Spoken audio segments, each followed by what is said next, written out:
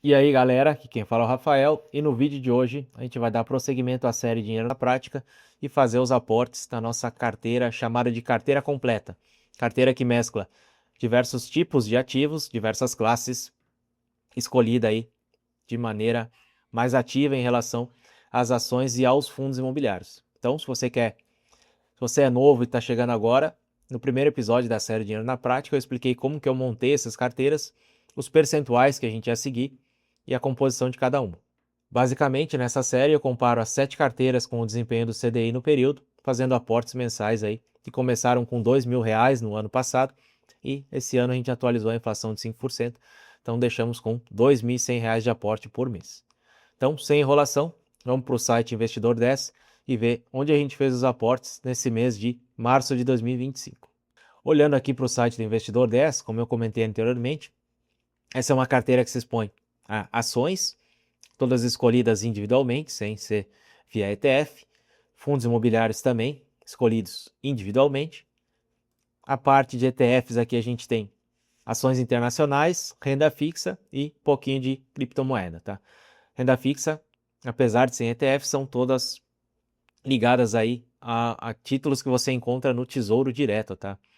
E aí se a gente for olhar essa carteira aqui, deu para ver, ela mescla fundos imobiliários e ações, né, que vão pagar dividendos. Então, a gente tem um gráfico de proventos mês a mês que ele tem esse comportamento aqui de ter umas oscilações, mas a tendência é sempre de crescimento por conta da parte de fundos imobiliários que a gente tem, tá? Para o mês de março, a gente comprou aqui R$ 2.140, são os 2.100 do nosso aporte, mais o que a gente tinha aqui de dividendos do mês de fevereiro, cerca de R$ 45,97, e a conta não fecha exatamente igual, sobrou um restinho de R$ 5,86 aqui, por conta do preço dos ativos. A gente não tem nenhum ativo mais barato do que R$ 5 para alocar esse dinheiro, tá? Lembrando, como que eu escolho aquilo que eu vou aportar. Eu tenho um percentual de cada classe que eu quero manter como objetivo, então 30% para renda fixa, 40% para ações, 15% para fundos imobiliários, 12% para Nasdaq e 3% para o Hash 11. E depois, dentro de cada classe, eu tenho o percentual de cada ativo.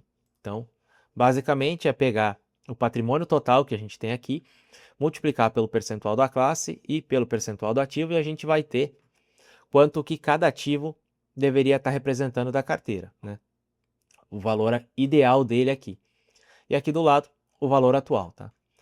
Aqui, nessa outra planilha, é quanto que a gente tem que aportar em cada ativo. Podem ver que mesmo sendo uma carteira em que as quantidades de cada ativo ainda são pequenas, já que a gente fraciona o nosso aporte de R$ 2.100 em mais ou menos aqui 24 ativos, apesar de ser um número baixo, a nossa alocação já começa a funcionar. Aqui a gente já tem ativos que não pediram aporte ao longo desse mês. Significa que foram ativos que dispararam em cotação em relação aos outros, e aí, mecanicamente, através da nossa tabela, a gente evita aportar naquilo que está nas máximas, tá? O controle que eu faço mês a mês aqui, eu registro o aporte mais aquilo que sobrou do mês passado, mais os dividendos que a gente recebeu, e faço isso num aporte só, e depois o que sobra para os próximos meses, tá? Aqui também, interessante a gente ir anotando quanto que a gente recebeu de dividendos desde o início da carteira. Essa é uma carteira por conta dos fundos imobiliários. Desde o primeiro mês que a gente investiu, a gente recebeu. E até março de 2026 foram R$ 287 recebidos, né? Comparando com as carteiras que a gente tem, vamos ver, por exemplo, a carteira Barça, a gente recebeu um pouco mais, 317. Carteira de commodities, 320. E na carteira que só investe em fundos imobiliários, a gente já recebeu R$ 961. Então, ela vai se situar ali no meio termo entre ações e fundos imobiliários, porém as quantidades são menores aqui, já que a gente tem mais classes. Então um percentual menor da nossa carteira acaba gerando renda, né? Um percentual de 55%, comparado a 100% das outras que a gente viu, tá? E olhando então o desempenho dessa carteira mais ou menos para o mês de março, podem ver que de 20 mil Vamos ver aqui certinho. De 20.300 que a gente aportou, a gente fechou o mês com 21.872. Ele aparece um pouquinho a mais em valor aplicado aqui, porque ele não está considerando que a gente reinvestiu dividendos, tá? Ele considera que o valor saiu diretamente do nosso bolso. Podem ver que aqui a gente tem ações performando muito bem, a gente tem fundos imobiliários aqui praticamente de lado, né? A maioria uma leve queda em relação aos nossos preços médios. Questão de ETFs, a gente tem o Hash 11, que é o de criptomoedas, que está sofrendo um pouco mais, o restante todos no positivo, tá?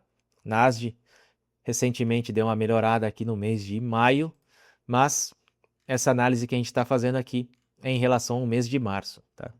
Então, esse foi o resultado do mês de março. No próximo vídeo, a gente vai ver a comparação das 7 carteiras com o CDI. E até para a gente dar uma olhada aqui como é que fechou o CDI para o mês de março do que a gente investiu. Aqui a gente fechou com 21.632 e se a gente for olhar a rentabilidade, no mês de março a gente teve aquela redução da taxa Selic de 15 para 14,75, então já começou a dar uma leve queda aqui no gráfico, tá? Pro vídeo de hoje era isso, espero que tenham gostado.